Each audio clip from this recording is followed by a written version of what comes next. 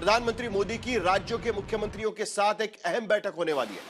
हालांकि यह बैठक वीडियो कॉन्फ्रेंसिंग से होगी, लेकिन इसमें मुख्यमंत्रियों के साथ प्रधानमंत्री मोदी आगे की रणनीति, आगामी रणनीति पर भी चर्चा कर सकते हैं, क्योंकि सरकार ने फिलहाल तो तेल गैस के हालात काबू में होने के दावे किए हैं। तेल कंपनियों पर दबाव कम करने के लिए पेट्रोल डीजल पर एक्साइज भी घटा दिया है। कमर्शियल एलपीजी सप्लाई भी 70% तक चालू हो चुकी है। लेकिन जैसे कि ट्रंप और ईरान के बीच हालात इस वक्त नजर आ रहे हैं और होर्मुज पर आफत बनी हुई है, क्योंकि अभी तक हमें कहा गया है कि हमारे जहाज वहां से पास हो सकते हैं, लेकिन उसके बावजूद आफत बनी हुई है। लेकिन अगर यह जंग लंबी चली तो भारत के लिए मुश्किल बढ़ सकती है, क्योंकि अमेरिकी मीडिया में खबर यह है कि 6 अप्रैल के बाद अमेरिका फाइनल ब्लो, ट्रंप की भाषा में फाइनल ब्लो नाम से ईरान पर बड़ा हमला कर सकता है।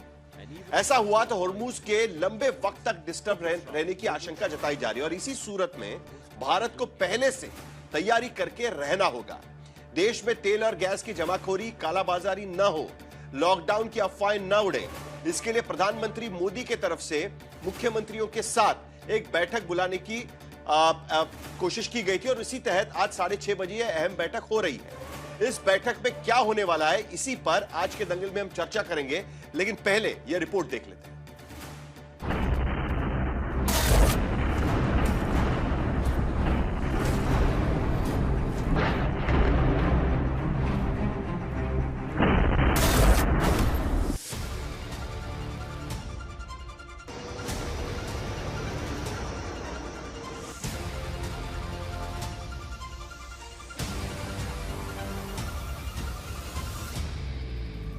ईरान की जंग के 28 दिन हो गए, जंग थमने के आसार नहीं। ट्रंप ने अल्टीमेटम 6 अप्रैल तक बढ़ाया है, मगर हमले दोनों तरफ से जारी हैं। मतलब होर्मुज खुलेगा या नहीं पता नहीं। ऐसे में भारत में तेल गैस के संकट को लेकर अफवाह उड़ी, जबकि जंग के पहले दिन से सरकार हरकत में दिखी और अब सभी राज्यों के मुख्यमंत्रियों के साथ बैठक होने जा रही है। सरकार ने भी साफ किया कि लॉकडाउन की बातें बिल्कुल अफवाह है, कि कोई इसमें होर्डिंग ना करे, पैनिक क्रिएट ना करे। भारत सरकार पूरी तरह से स्थिति का नियंत्रण में पूरा रखा हुआ है और आम लोगों को तकलीफ नहीं होने के लिए टॉप लेवल से बॉटम लेवल तक प्राइम मिनिस्टर साहब खुद कॉन्टिन्यूसली मॉनिटर करते हैं। इससे पहले आज ही सरकार ने पेट्रोल पर एक्साइज ड्यूटी 13 से घटाकर 3 और डीजल पर 0 कर दी, ताकि तेल कंपनियों को नुकसान से बचाया जा सके। लेकिन सियासत में सवाल फिर भी है। लोकेर असुविधा যাতে না হয়, গ্যাসটা কি হলো? जंग के संकट में किल्लत की अफवाह की राजनीति ऐसी चल रही है कि टीएमसी के सांसद डेरेक ओब्रायन तो गैस सिलेंडर वाली टी-शर्ट पहनकर संसद भवन पहुंच गए। उधर संसद में भी जंग के हालात में सरकारी तैयारी पर सवालों की बौछार रही है।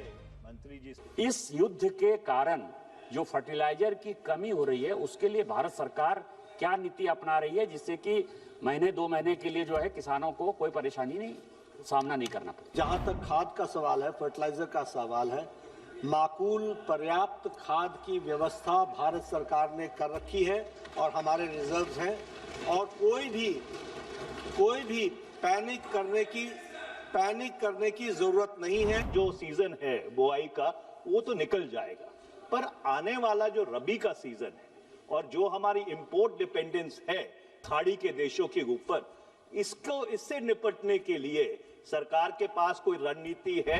We are also looking for diversification, new markets, new areas where from we will get raw materials also for fertiliser. उसके लिए हम पूरी रणनीति बना करके प्रयास कर रहे हैं। दरअसल ईरान की जंग के हालात में भारत में 3 चीजों को लेकर सबसे ज्यादा चिंता रही है, जिसमें एक तो पेट्रोल डीजल था, जिसका 88% आयात विदेशों से होता है। दूसरा सीएनजी पीएनजी, जिसका 50% आयात विदेश से होता है और तीसरा एलपीजी, जिसमें 60% आयात विदेश से होता है।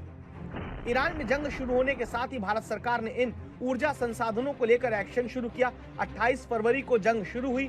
3 मार्च को अमेरिका, पश्चिम अफ्रीका और रूस से कच्चे तेल का आयात बढ़ाने का फैसला हो चुका था। 9 मार्च को एलपीजी कंट्रोल ऑर्डर के तहत रिफाइनरीज को एलपीजी उत्पादन बढ़ाने का निर्देश दिया गया। 10 मार्च को रूस को 3 करोड़ बैरल एक्स्ट्रा तेल के ऑर्डर दिए। 12 मार्च को एलपीजी की कमर्शियल सप्लाई पर 20% की कैप लगाई गई और पीएनजी को बढ़ावा देने के लिए राज्यों को कहा गया। उधर पेट्रोल डीजल की आपूर्ति बनाए रखने के लिए सरकार ने गैर हॉर्मुज रूट से इंतजाम किए। रूस से 38, अमेरिका से 15, अफ्रीका से 12, लैटिन अमेरिका से 7% आपूर्ति शुरू हो गई। जंग का तीसरा हफ्ता आते आते सरकार ने तेल गैस की सप्लाई पर नियंत्रण बनाए रखा और फिर एलपीजी की सप्लाई में ढील दी जाने लगी। 12 मार्च को एलपीजी की कमर्शियल सप्लाई को 20% पर रोका गया था ताकि अस्पताल, सरकारी और सैन्य कैंटीन, जेल और राहत शिविरों का काम चलता रहे। लेकिन 6 दिन बाद ये 18 मार्च को ये कोटा 10% बढ़ाकर 30% कर दिया गया। अब एमएसएमई, औद्योगिक कैंटीन, फूड प्रोसेसिंग इकाइयों को गैस मिलने लगी।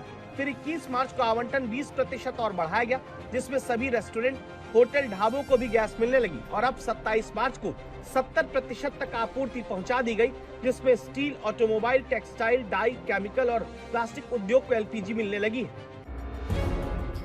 सरकार ने फिर कहा है घबराने की जरूरत नहीं, तेल गैस का भंडार भरा हुआ है।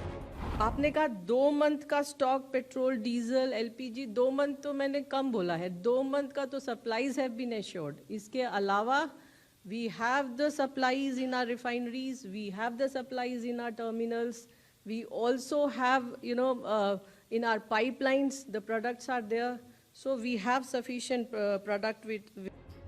सरकार ने मौजूदा हालात में तो सब कुछ कंट्रोल में रहने का दावा किया, लेकिन जिस तरह ईरान और अमेरिका के बीच शर्तों और डेडलाइन को लेकर खींचतान चल रही है, जिस तरह अमेरिका की ओर से ईरान में फाइनल ब्लो नाम से आखिरी प्रहार करने की खबरें आती हैं, उसमें आशंका है कि हॉर्मुज ज्यादा दिन तक भी बंद रह सकता है। और उसी सूरत में भारत की तैयारी के लिए सरकार ने राज्यों के मुख्यमंत्रियों के साथ बैठक की प्लानिंग की है। आज तक ब्यूरो। तो कुल मिलाकर 4 समस्याएं देश के सामने आ सकती है। पहली, एलपीजी और क्रूड ऑयल के सप्लाई को लेकर सरकार का कहना है कि हमारे पास फिलहाल अगले कुछ महीनों के लिए इसकी पूरी मात्रा में तैयारी है और ये सप्लाई चेन कैसे जारी रहे उसको लेकर भी हमारी तैयारी चल रही है। दूसरी, खाद को लेकर, जिसको लेकर आज सवाल भी पार्लियामेंट के भीतर उठाया गया। खरीफ का हंगाम ठीक से निकल जाएगा, लेकिन उसके बाद जब रबी का हंगाम आएगा उसके लिए भी हम बाकी जगह से कोशिश कर रहे हैं, डाइवर्सिफाई करने की कोशिश कर रहे हैं। लेकिन सबसे बड़ी घटना जो सरकार की तरफ से कही जा रही है, समस्या, अफवाह और उसके साथ साथ होर्डिंग की, उस पर भी राज्य सरकार कार्रवाई करे।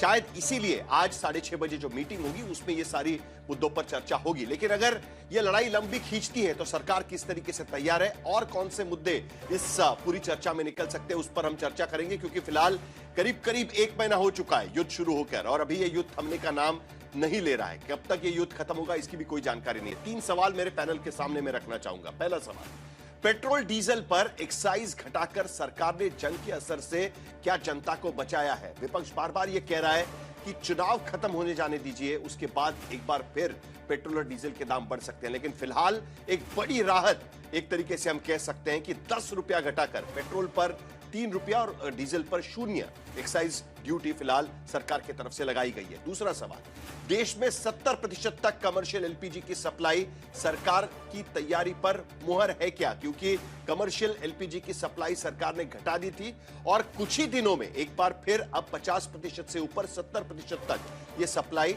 रिज्यूम कर दी गई है। और तीसरा सवाल, मुख्यमंत्रियों के साथ पीएम की बैठक से सरकारी तैयारी में विपक्ष का साथ क्या मिल पाएगा? क्योंकि इस बैठक में विपक्ष के तरफ से 4 राज्यों के मुख्यमंत्री, 5 राज्यों के मुख्यमंत्री दरअसल जो होंगे वो विपक्ष के होंगे। झारखंड से विपक्ष के मुख्यमंत्री होंगे, तेलंगाना से विपक्ष के मुख्यमंत्री होंगे, हिमाचल प्रदेश से विपक्ष के मुख्यमंत्री होंगे और उसके साथ साथ पंजाब से भी विपक्ष की तरफ से इस बैठक में शामिल होंगे। बाकी जो चुनावी राज्य है वहां के चीफ सेक्रेटरीज के साथ प्रधानमंत्री की एक अलग बैठक होने जा रही है।